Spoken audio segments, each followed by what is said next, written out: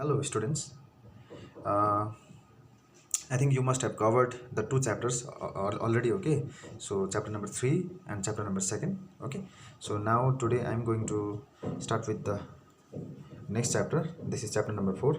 The chapter name is your reproductive health. Okay, um, here I would like to tell you a few things regarding my teaching. Okay, so I will teach in by making this notes of the whole chapter. Okay, so here I have also done the same thing. Okay, first I will post this video from this chapter. I have completed all this notes, important notes. I have picked up all these important notes from this chapter for number 4. Okay, and I have written down all these important points. Okay, so I have made the video like this. Okay, so if you still have some problem for understanding any any part of any section and any part of this chapter, then you just directly contact to me. Okay, uh, but I will do my class in this way. र म चाहिँ अहिले यसरी गर्दैछु ल, पोइन्ट्सहरू बनाएर। र यो पोइन्ट्सहरूमा केही प्रब्लमहरू भयो भने चाहिँ मलाई फेरि भन्नु है। अब डिटेल्स जाँदाखेरि पनि के हुन्छ, फेरि टाइमको कभरेज गर्न साह्रो पर्छ। र त्यस कारणले गर्दाखेरि यो पोइन्ट्स बनाउँदैछु। र यदि केही भयो भने फेरि भन्दा पनि केही प्रब्लम छैन। Okay, so let's start our chapter. This is reproductive health. Okay, so यसमा पहिला नै के भनेको छ भन्दाखेरि चाहिँ रिप्रोडक्टिभ हेल्थ र how can we define this reproductive health भन्ने कुरा चाहिँ कसरी डिफाइन गर्न सकिन्छ भन्दाखेरि चाहिँ एकर्डिङ टु WHO है, वर्ल्ड हेल्थ अर्गनाइजेसनको आधारमा चाहिँ रिप्रोडक्टिभ हेल्थ मिन्स के हो भन्दाखेरि चाहिँ reproductive health means a total well-being in all aspects of reproductions, that is physical, emotional, behavioral and social. Okay, यो भन्नु मतलब के हुन्छ, रिप्रोडक्टिभ हेल्थ भन्नु साथै हाम्रो जति पनि हुन्छ the matter should be concerned or connected with the reproductive organs माथि डिपेन्ड हुन्छ हैन। जुन चाहिँ रिप्रोडक्टिभ अर्गन्सहरू मेल फिमेल रिप्रोडक्टिभ अर्गन्सहरू अलरेडी यो थर्ड च्याप्टरमा पढिसकेको छ है। त्यसको फङ्सन्स, त्यसको टाइप्सहरू के छ, अल द अर्गन्सको विषयमा पढेको छ है। र WHO को आधारमा चाहिँ रिप्रोडक्टिभ हेल्थ भनेको चाहिँ के हो भन्दाखेरि चाहिँ दिस मिन्स टोटली वेलबिङ हुनु, टोटली फिट हुनु सबै एस्पेक्ट्समा है। जस्तै केमा भन्दाखेरि रिप्रोडक्सनको चाहिँ अब फिजिकल, इमोसनल, बिहेभियरल, सोसियल, यो चारटै कुराले चाहिँ के हुनु पर्यो, फिट हुनु पर्यो। चारटै कुरामा वेल एन्ड गुड हुनु पर्यो र त्यसलाई मात्रै चाहिँ रिप्रोडक्टिभली हेल्थ भनेर मानिन्छ। ओके, र the next point is your objectives of reproductive and child health care programme भनेर भनेको चाहिँ है। र यो चाहिँ के हो भन्दाखेरि चाहिँ अब रिप्रोडक्टिभ हेल्थलाई चाहिँ अब डिटेल्समा जानु पऱ्यो भने चाहिँ रिप्रोडक्टिभ हेल्थ मान्छेको जति पनि रिप्रोडक्टिभ हेल्थहरू छ ह्युमन बिङ्सहरूलाई, सो त्यसको रिप्रोडक्टिभ उनीहरू जति पनि उनीहरूको रिप्रोडक्टिभ हेल्थलाई चाहिँ हामीले एकदम है वेल एन्ड गुड राख्नको लागि है, जहिले वेल एन्ड गुड राख्नको लागि चाहिँ हामीले के गर्नुपर्छ भने चाहिँ नट हामी मात्रै सो मेनी हेल्थ एक्सपर्ट्सहरू है, government agencies and so many other NGOs सबैजना मिलेर के गरेको छ, they have made some certain they have started certain initiatives. Okay, to assure the health status or the health condition of human beings well and good. Okay, र उनीहरूले धेरैवटा प्रोग्राम्सहरू start गरेको छ। जस्तै एउटा चाहिँ के छ भने CHR भनेर RCH भनिन्छ, जसलाई चाइल्ड हेल्थ केयर प्रोग्राम भनिन्छ। This is one of them. यो प्रोग्रामहरू यसरी गरेको छ है। र यो प्रोग्रामको अब अब्जेक्टिभ के हो, यसको एम के हो भन्दाखेरि चाहिँ अब creating awareness about reproduction related aspects. अब के छ भन्दाखेरि चाहिँ त्यही हो, अवेरनेसहरू है, मान्छेसँग जागरुकताहरू गराउनु पऱ्यो, अवेरनेसहरू गराउनु पऱ्यो रिप्रोडक्सन जति पनि रिप्रोडक्सनसँग रिलेटेड एस्पेक्ट्सहरू भएकोमा है। अर्को कुरा introduction of sex education in school to provide right information to the youngs है। अब जति पनि स्टुडेन्ट्सहरू हुन्छ है, लाइक यु गाइस, अब उनीहरूको लागि पनि के हुन्छ, सेक्स एडुकेसन चाहिँ एकदम प्रपरली इम्प्लिमेन्ट गर्नु पऱ्यो नि स्कुलमा। यसको इन्ट्रोडक्सन्सहरू स्कुलमा ल्याउनु पऱ्यो, सब्जेक्टहरूलाई यसको विषयमा राम्रोसँगले चर्चा गर्नु पऱ्यो, पोजिटिभली यसको विषयमा डिस्कसन्सहरू हुनु पऱ्यो है। त्यहाँदेखि त्यसको बादमा awareness of problems due to uncontrolled population growth, social levels like sex abuse and sex related crimes. अब यसको विषयमा यो खाले यो जति पनि अरू प्रब्लम्समा यसको विषयमा अवेरनेसहरू गराउनु पऱ्यो। जस्तै कस्तो भन्दाखेरि चाहिँ यो अनकन्ट्रोल्ड पपुलेसन ग्रोथहरू, जति पनि पपुलेसन्सहरू एकदमै ऱ्यान्डमली बढ्नु पनि दिनु भएन है। एउटा चेक एन्ड ब्यालेन्सको रूपमा एउटा पपुलेसन कन्ट्रोल्सहरू गरेर लानु पऱ्यो है। र अर्को अब सोसियल लेभल्स, जस्तै यो हाम्रो रेपहरू भयो है, यो आउँछ नि सेक्स एब्युजमा, आई मिन सेक्स रिलेटेड अरू क्राइम्सहरू जति पनि छ, यो कुराहरूलाई सबै कुरा यसको विषयमा के गर्नु पऱ्यो, अवेरनेसहरू दिनु सक्नु पर्यो so these are the different objectives and aims of conducting this programmes okay र त्यस्तै पाराले यहाँ अर्को छ एम्नियोसेन्टेसिस भन्छ यसलाई यसको मतलब चाहिँ के भने दिस इज स्ट्याट्युटरी ब्यान यसमा चाहिँ एम्नियोसेन्टेसिस मिन्स यो चाहिँ एउटा स्ट्याट्युटरी ब्यान लगाउनु केमा ब्यान लगाउनु भन्दा statutory ban on fetal sex determination test based on the chromosomal pattern in the amniotic fluid surrounding the developing embryo जुन चाहिँ हामीले अब जस्तै मदर्सको बादमा फर्टिलाइजेसनको बादमा जुन चाहिँ एम्ब्रायो डेभलपमेन्ट हुन्छ है आफ्टर फर्टिलाइजेसन जाइगोट फर्मेसनको बादमा त्यतिखेर चाहिँ यो फिटसको अगाडि सेक्स डिटर्मिन गरेर चाहिँ त्यसलाई त्यहीँनिर मार्नु है त्यही अब मतलब एबर्सन टाइपको भन्छ नि त्यो फिमेलको भित्रै मार्नु अब त्यस्तो कुरामा चाहिँ ब्यान्ड लगाउनु पऱ्यो अब यो ब्यान्ड लगाइएको छ है यो कुराहरू यो प्रोग्रामले चाहिँ यो कुराहरूलाई हेर्छ त्यसरी के यो कुरा चाहिँ यसरी ब्यान्डहरू लगाइएको छ ओके सो यो कुराहरू पनि गर्नु पऱ्यो यसको आधारमा चाहिँ and increasing female feticides massive child immunization etc are some programs that merit mention in this connection र यिनीहरूलाई हटाएर चाहिँ यस्तो कुराहरूलाई चेक एन्ड ब्यालेन्स गरेर है बादमा के गर्नुपर्छ हामीले भन्दाखेरि चाहिँ फिमेलको जुन चाहिँ पपुलेसन्स फिमेल फर्टिसाइड्स जुन चाहिँ छ त्यसको रेसियोलाई हेर्नुपर्छ अब त्यसलाई एकदम मेन्टेन गरेर राख्नु पऱ्यो है यसरी एबर्सनहरू गर्नु हुँदैन यस्तो कुराहरूलाई राम्रोसँगले चेक गर्नु पऱ्यो अर्को राम्रोसँगले चाइल्डहरूलाई इम्युनाइज गर्नु पऱ्यो है जति पनि इम्युनाइज राम्रोसँगले हुनु पऱ्यो अनि these are the different types of programmes okay which are conducted and started by different agencies health agencies to assure and to give well and good and the proper health conditions of human beings in the society र अर्को छ हाम्रो यहाँ अब methods of birth control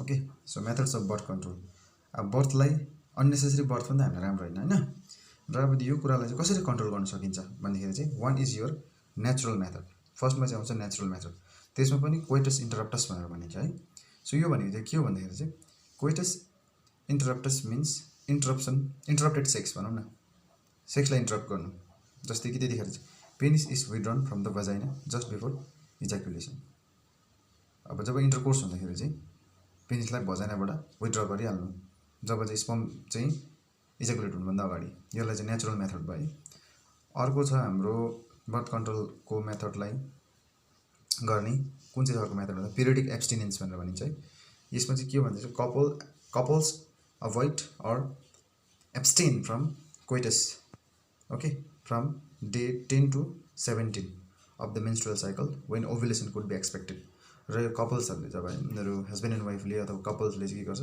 so they avoid doing intercourse in between 10 to 17 यो डेजहरूमा जसमा चाहिँ ovulation हुने मेन्स्ट्रुअल साइकल ओभुलेसन हुने एकदमै चान्सेस ज्यादा हुन्छ मेन्स्ट्रुअल साइकलमा यो कुरालाई यो समयमा उनीहरूले इन्टरकोर्स गर्दैन यसलाई चाहिँ भन्छ पिरियडिक एब्स्टिनेन्स एउटा त्यो पिरियड भयो 10 देखि लिएर 17 सम्मको पिरियडमा उनीहरूले इन्टरकोर्स गर्दैन किन त्यसो गऱ्यो भने के हुन्छ अब प्रेग्नेन्सी भइहाल्छ है सो बर्थ कन्ट्रोल हुन सक्दैन हैन नत्र अहिलेको यस्तो फेरि के हुन्छ अननेसेसरी फेरि के हुन्छ फिटिसाइड्सहरू हुन्छ है त्यो कुराहरू गर्नुपर्छ अर्को छ ल्याक्टेसनल अवेरनेस ल्याक्टेसनल एम्नेरिया सो यसमा चाहिँ के हुन्छ भने during intense lactation chance of conception are almost nil जब ल्याक्टेसन मिन्स जब अब the mother are ready to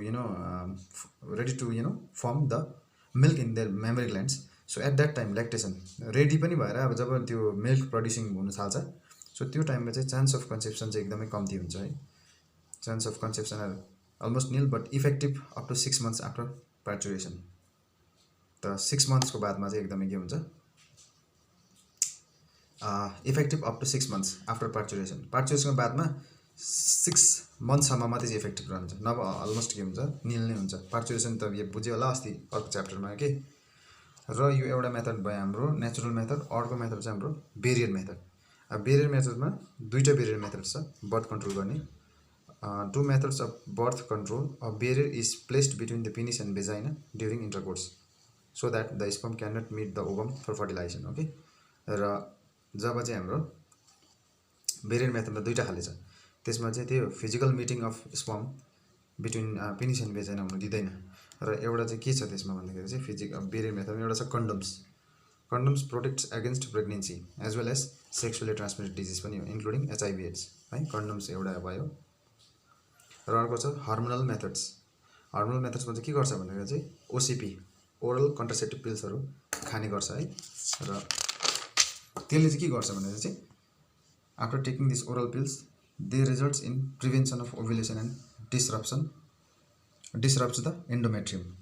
मतलब ओभुलेसन हुने जुन चाहिँ छ हर्मोनको चेन्ज गरेर ओभुलेसनको टाइमिङलाई चेन्ज गरिदिन्छ। ओके, अनि अर्को कुरा के गर्छ भने डिस्रप्सन एन्डोमेट्रियम, जुन चाहिँ त्यो युटेरसको चाहिँ 3टा वाल हुन्छ, इन्डोमेट्रियम है, इन्डोमेट्रियम, एक्जोमेट्रियम, मायोमेट्रियम भन्ने जुन चाहिँ वाल हुन्छ, त्यो इन्डोमेट्रियम भने जहाँ चाहिँ अब त्यो मतलब के भन्छ जाइगोट आएर एट्याचमेन्ट हुन्छ, त्यो कुरालाई चाहिँ डिस्टर्ब गरिदिन्छ। त्यस कारणले गर्दा प्रेग्नेन्सी हुने चान्सेस हुँदैन। अर्को मेथड छ बर्थ कन्ट्रोल गर्ने, that is your intra uterine devices, IUDs पनि भनेर भनिन्छ है। अब intra uterine devices are contraceptive डिभाइसेसहरू which are placed inside the uterus है। युटेरस, मदरको युटेरसमा, फिमेलको युटेरसभित्र लगाइन्छ। यो चाहिँ जसमा एउटा के लगाइन्छ भन्दा copper T is one of them. Copper T is T separate structure हुन्छ विच स्टेज इनसाइड द युटेरसभित्र यो राखिन्छ होइन। र यसले चाहिँ के रिलिज गर्छ Cu++ ions to the sperm, र यसले स्पर्मलाई के हुनु दिँदैन, फर्टिलाइज हुनु दिँदैन। अर्को चाहिँ छ सर्जिकल मेथड। अब सर्जिकल मेथडमा चाहिँ एउटा दुईवटा there are these are more or less permanent method. यिनीहरू चाहिँ पर्मानेन्ट मेथड हो। यिनीहरू चाहिँ त्यस्तो पर्मानेन्ट हुन सक्दैन, but these are the permanent. यो सर्जिकल मेथड चाहिँ once done is done. So जसमा चाहिँ के हुन्छ, वान इज योर ट्युबेक्टोमी हुन्छ र यो चाहिँ कहाँ गरिन्छ भन्दाखेरि चाहिँ this is done in the this is done in where फिमेलमा गरिन्छ। Both tubectomy, both the female tubes, त्यसमा जुन चाहिँ त्यो ओभरीबाट आएको जुन चाहिँ फ्यालोपियन ट्युब्स हुन्छ, this tubes are tied off, त्यसलाई टाइट गरिन्छ। एन्ड युजली कट अफ, त्यसलाई कट पनि गरिन्छ ड्युरिङ ट्युबल लाइगेसन है, to prevent the sperm from reaching the ovum during intercourse. Okay, intercourse हुनुभन्दा अगाडि नै के गरिन्छ यसलाई, अब स्पर्म चाहिँ इन्टरकोर्स गरेर जुन चाहिँ स्पर्म जानु छ नि, त्यो स्पर्म जाने जुन चाहिँ ओभिडक्टलाई भनौँ न, जुन चाहिँ फ्यालोपियन ट्युबलाई नै कट गरेर अब लाइट मतलब टाइट अफ गरिदिन्छ, बाँधिदिन्छ है। त्यो भयो tubectomy, that is done in female. अनि भेसेक्टोमी चाहिँ के छ, अर्को हो फेरि। भेसेक्टोमी चाहिँ the two tubes which carrying sperm from the testis of the penis. अब जुन चाहिँ दुईवटा स्पर्म डक्ट, जुन चाहिँ स्पर्म ल्याउने पाइप हुन्छ, जुन चाहिँ हाम्रो पेनिसदेखि पेनिस टेस्टिसदेखि जुन चाहिँ पेनिसमा जाने जुन चाहिँ स्पर्म पाइप हुन्छ, त्यसलाई पनि के गरिन्छ, त्यसलाई पनि काटेर टाई गरिदिन्छ, बाँधिदिन्छ। Okay, so this are the surgical methods. अर्को चाहिँ छ अब MTP भनेर भनिन्छ, जसलाई कि मेडिकल टर्मिनेसन अफ प्रेग्नेन्सी भनेर भनिन्छ।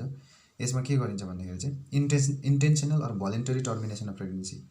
यसमा चाहिँ इन्टेन्सनली एकदमै चाहेरै प्रेग्नेन्सीलाई टर्मिनेट गर्छ, जसलाई भोलिन्टरी टर्मिनेसन र पनि भनिन्छ। कसरी भन्दाखेरि चाहिँ before full term is called medical termination of pregnancy भनेर भनिन्छ। अरू यसलाई इन्ड्युस्ड एबर्सन, यो चाहिँ एउटा एबर्सन नै हो, मिलेरै सोचेरै डक्टरसँग कन्सल्ट भएर नै एकर्डिङ टु सर्टन एक्टको आधारमा चाहिँ यो काम गरिन्छ। ओके, यहाँसम्म चाहिँ भयो सबै हाम्रो बर्थ कन्ट्रोल गर्ने एउटा टेक्निक्सहरू, मेथडहरू भयो। Now you see the sexually transmitted diseases. अब सेक्सुअली ट्रान्समिटेड डिजिज भनेको चाहिँ के हो, जसलाई STD पनि भनिन्छ। Disease or infections which are transmitted through sexual intercourse are called sexually transmitted diseases or venereal diseases or reproductive tract infections पनि भनिन्छ है। जुन चाहिँ सेक्सुअल इन्टरकोर्स हुँदाखेरि चाहिँ डिजिजहरू स्प्रेड हुन्छ, these are called sexually transmitted diseases. Okay, so one could be free of this infections or disease by following the simple principles given below। र के कारणले गर्दाखेरि चाहिँ योबाट चाहिँ हामी बाँच्न सकिन्छौँ भन्दाखेरि चाहिँ one is your avoid sex with unknown partners or multiple partners है। मल्टिपल पार्टनर्स अर अननोन पार्टनर्ससँग सेक्स गर्नु भएन होइन, so we should avoid this kind of things. अर्को always use condoms during coitus. जब सेक्सै गर्छ भने पनि के गर्नु छ, we have to be very very smart by using this barrier methods like using condoms, यो कुराहरू गर्नु पऱ्यो। र अर्को छ एसिस्टेड रिप्रोडक्टिभ टेक्नोलोजी, जसलाई ART भनेर भनिन्छ है, एसिस्टेड रिप्रोडक्टिभ टेक्नोलोजिज। र यसमा चाहिँ के आउँछ भन्दाखेरि चाहिँ यो टेक्नोलोजी फर्स्टमा आउँछ IVF भनेर भनिन्छ, जसलाई इनभिट्रो फर्टिलाइजेसन भन्छ। अब यो भनेको के हो, fertilization which is done outside the body under controlled conditions. र यो फर्टिलाइजेसन चाहिँ के गरिन्छ not on inside the body, नभए अब स्पेसली फर्टिलाइजेसन त भित्र हुन्छ है, इन द फिमेल बडी हुन्छ, तर यसलाई चाहिँ बाहिर गराइन्छ एउटा सर्टन भित्रै हुने कन्डिसनलाई प्रोभाइड गरेर. So IVF fertilisation outside the body is almost similar conditions as that in the body. त्यही भित्रकै जस्तो पाराले बाहिर कन्डिसनहरूलाई मेन्टेन गरेर बाहिर गराइन्छ. This is followed by embryo transfer. त्यहाँदेखि भित्र फर्टिलाइज बनायो, जाइगोट बनायो, त्यहाँदेखि त्यो इम्ब्रायो चाहिँ ट्रान्सफर गरिन्छ. कहाँ इम्ब्रायो ट्रान्सफर गरिन्छ अप टु 8 सेल ब्लास्टोमेर्स. कतिखेर भन्दा इम्ब्रायो जब जाइगोट चाहिँ डेभलप भएर इम्ब्रायो बनिन्छ, इम्ब्रायो पनि कतिमा 8 सेलको स्टेजमा पुगेपछि जसलाई ब्लास्टोमेर 8 सेल ब्लास्टोमेर्सको टाइममा चाहिँ त्यो इम्ब्रायोलाई फेरि अब फिमेलको भित्र के गरिन्छ त ट्रान्सफर गरिन्छ. This techniques is also called the test tube baby programme पनि भनेर भनिन्छ. ओके, यस्तो चाहिँ कसकोमा गरिन्छ भन्दाखेरि चाहिँ this are done in those types of couples, right? Those who those who can't produce their baby, right, by their physical intercourse को बादमा कुनै जब उयो हुन सक्दैन, प्रेग्नेन्ट नै हुन सक्दैन, at that time this kind of things is done. Okay, र अर्को छ जाइगोट इन्ट्राफ्यालोपियन ट्रान्सफर. यसलाई चाहिँ जिफ्ट भनेर भनिन्छ, जाइगोट इन्ट्राफ्यालोपियन ट्रान्सफर. र यसमा चाहिँ के हुन्छ भन्दाखेरि चाहिँ the zygote or early embryo, जाइगोटलाई अर्ली एम्ब्रायो भनिन्छ जब 8 ब्लास्टोमेर्ससम्म पुगेको हुन्छ. This could then be transferred into fallopian tube is called ZIFT. Zygote intra fallopian transfer यहाँबाट भनिसकेको छ. जब जाइगोट चाहिँ 8 ब्लास्टोमेर्ससम्म हुन्छ त्यतिखेर चाहिँ त्यसलाई चाहिँ अथवा जाइगोटदेखि 8 ब्लास्टोमेर्स भने एम्ब्रायो हुन्छ भनौँ न यसलाई, अनि यो ट्रान्सफर गरिन्छ फ्यालोपियन ट्युबमा. कहाँ फिमेलको फ्यालोपियन ट्युबमा हालिन्छ. त्यहाँदेखि त्यो बिस्तारै गएर चाहिँ के हुन्छ डेभलपमेन्ट हुँदै अन्तिममा गएर त्यो गएर चाहिँ युटेरसमा के हुन्छ बस्छ. त्यहाँदेखि युटेरसमा चाहिँ अल्टिमेटली डेभलप हुन थाल्छ. ओके, र यो प्रोसेसलाई भन्छ जिफ्ट. किताबमा हेर्नु यो सबै कुराहरू छ. ओके, मैले त्यहाँबाट पोइन्ट्स पिकअप गरेर चाहिँ यो इम्पोर्टेन्ट कुराहरू बनाएको. ओके, यसको विषयमा सोध्छ एक्जाम्सतिर. ओके, एन्ड यही कुराहरू नै हो. र यो कुरालाई फेरि गएर यहाँ मैले इम्पोर्टेन्टली नोट्स पिकअप गरेर बनाइदिएको छु. सो हेयर यो के छ भने स्टुडेन्ट्सको काम भनेको चाहिँ you have to go through in details again पढ्नु फेरि यो कुरालाई हो. र अर्को चाहिँ यहाँ इन्ट्रा युटेराइन ट्रान्सफर भनेको चाहिँ युटरसभित्र लानु, आइयुटी भन्छ. Transfer of embryo with more than 8 blastomeres to 32 cells into the uterus is called IUT. अब यो चाहिँ के हो इम्ब्रायोको ट्रान्सफर गर्नु हो, तर त्यतिखेर चाहिँ 8 ब्लास्टोमेर्स होइन 32 सेल्स भइसकेपछि कहाँ लानु युटेरसभित्र लानु. त्यसलाई चाहिँ इन्ट्रा युटेराइन ट्रान्सफर भनेर भनिन्छ. So embryos formed by in vivo fertilisation fusion of gametes within the female. In vivo भनेको चाहिँ ग्यामेट्सको अब मतलब फिमेलको भित्रै अब के हुनु फ्युजन हुने ग्यामेट्सको. इनभिट्रो भनेको अहिलेको बाहिर आइबिएफ इनभिट्रो थियो नि, बाहिर फ्युज गराएर फेरि त्यसको बादमा इम्ब्रायो ट्रान्सफर गराउनु थियो. तर यो यहाँ चाहिँ त्यस्तो हुँदैन. इन्ट्रा युटेराइनमा चाहिँ अब 32 सेल्स भइसकेपछि के गरिन्छ इम्ब्रायोलाई के गरिन्छ भन्दा इम्ब्रायो जुन चाहिँ फर्म भएको हुन्छ इन भिभो फर्टिलाइजेसनमा भनेको चाहिँ फिमेलको बडीभित्रै. These are also could be used for such transfer to assist those females who can not conceive. र त जो चाहिँ प्रेग्नेन्ट हुन सक्दैन त्यतिखेर चाहिँ हामीले यस्तो खाले आइबिएफ प्रोसेस पनि एप्लाई गर्न सकिन्छ. ओके, र अर्को आउँछ अहिलेको जिफ्ट थियो, अब आउँछ गिफ्ट जसलाई चाहिँ के भनिन्छ ग्यामेट इन्ट्रा फ्यालोपियन ट्रान्सफर. यसमा चाहिँ के हो भन्दाखेरि चाहिँ transfer of an ovum collected from a donor into the fallopian tube of another female who can not produce one but can provide suitable environment for fertilisation and for the development. अब यसमा चाहिँ के हुन्छ भने ओभमको transfer गराउँछ र donor फिमेलकोबाट चाहिँ ovum निकालिन्छ, एग निकालिन्छ, अनि त्यो फिमेलकोमा हालिन्छ जसले चाहिँ त्यो एगलाई प्रड्युस गर्न सक्दैन. तर त्यो फिमेलले अरू जति पनि त्यो जाइगोटको डेभलपमेन्ट इम्ब्रायोको डेभलपमेन्ट हुने कन्डिसन चाहिँ प्रोभाइड गर्न सक्छ र त्यहाँ हालिन्छ र त्यसरी पनि डेभलप गराइन्छ. ओके, यो चाहिँ ग्यामेट इन्ट्रा फ्यालोपियन ट्रान्सफर भनेर भनिन्छ यसलाई चाहिँ. यो जाइगोट इन्ट्रा फ्यालोपियन ट्रान्सफरमा चाहिँ जाइगोटलाई अथवा 8 ब्लास्टोमेर्समा पुऱ्याएर चाहिँ भित्र मदर्सको फ्यालोपियन ट्युबमा ट्रान्सफर गर्ने कुरा हो। तर यो गिफ्टमा चाहिँ जुन चाहिँ मदरले चाहिँ ओभम बनाउन सक्दैन त्यसकोबाट चाहिँ के गर्नु हो, ओभम ट्रान्सफर गर्नु हो। अर्को डोनरकोबाट डोनर गर्यो, त्यहाँ त्यसले चाहिँ त्यो अर्को फिमेलकोमा लगेर हाल्नु पऱ्यो, अर्को फिमेलकोमा लगेर जहाँ चाहिँ डेभलपमेन्ट प्रोसेस हुन्छ। अर्को चाहिँ छ इन्ट्रासाइटोप्लाज्मिक स्पर्म इन्जेक्सन, ICSI भन्नु भनिन्छ है, इन्ट्रासाइटोप्लाज्मिक स्पर्म इन्जेक्सन भनौँ यसलाई है। अब यहाँ चाहिँ के हुन्छ, it is another specialised procedure to form an embryo in the laboratory in which a sperm is directly injected in the sperm. अब यसमा त सिम्पल छ, यो चाहिँ एउटा यस्तो मेथड हो जुन चाहिँ ल्याबमा गरिन्छ है। के गर्छ यसमा भन्दा एम्ब्रायो फर्मेसन गर्ने हो, जसमा चाहिँ स्पर्मलाई डाइरेक्टली इन्जेक्ट गरिन्छ ओभमभित्र। त्यहाँदेखि स्पर्मलाई ल्याबमै राखेर है टेस्ट ट्युबमा त्यतिकै एउटा स्पर्मलाई ल्याएर ओभममा इन्जेक्ट गरेपछि त्यतिकै फर्टिलाइजेसन हुन्छ, जाइगोट फर्मेसन हुन्छ र एम्ब्रायो बनिन्छ र इन्ट्रासाइटोप्लाज्मिक स्पर्म इन्जेक्सन भनेर भनिन्छ यसलाई। त्यहाँदेखि लास्टमा छ आर्टिफिसियल इन्सेमिनेसन टेक्निक, AI भनेर भनिन्छ सर्ट फर्ममा है। र इन दिस टेक्निक के गर्छ, द सेमेन भनेको त्यही हो स्पर्म है, these are collected from the husband or a healthy donor, हस्बेन्डकोबाट पनि अथवा कुनै डोनर हुन्छ, स्पर्म ब्याङ्कहरू हुन्छ त्यस्तोको चाहिँ लागि चाहिँ है। र स्पर्म हेल्दी डोनरकोबाट ल्याइन्छ, आर्टिफिसियली ल्याइन्छ स्पर्मलाई, त्यहाँदेखि चाहिँ इन्ट्रोड्युस गरिन्छ कहाँ भन्दाखेरि चाहिँ in the vagina or the uterus of another female. त्यसो गरेर पनि के गरिन्छ, हामीले डेभलपमेन्ट गराउने कामहरू गरिन्छ। र यसमा यति नै हो, इम्पोर्टेन्ट कुराहरू यति नै छ यो है रिप्रोडक्टिभ हेल्थमा। त्यसमा त्यही हो, रिप्रोडक्टिभ हेल्थ भन्ने कुरा के हो भन्ने कुरा अलिक मजाले पढ्नु पऱ्यो। र त्यसको लागि गभर्मेन्टले के अब मतलब प्रोग्राम्सहरूलाई इनिसिएट गरेको छ त्यो कुरा पढ्नु पऱ्यो है। र किन गर्नु प्रोग्रामहरू गर्नुको कारण के छ है। र अब त्यसमा मैले भनिहालेँ, अब यसमा बर्थ कन्ट्रोल है वान अफ द प्रब्लम थियो है, त्यसलाई कसरी कन्ट्रोल गर्ने मेथड्सहरू छ, त्यो फिजिकल मेथड है, नेचुरल मेथड र बिहेभियर मेथड्सहरू छ, सर्जिकल मेथड्सहरू त्यो पढ्नु, IUCDहरू है। त्यहाँदेखि त्यसको बादमा हामीले सेक्सुअल ट्रान्समिटेड डिजिज के हो है र त्यो कसरी सर्छ त्यो। त्यहाँदेखि अर्को अब हामीले जुन चाहिँ मतलब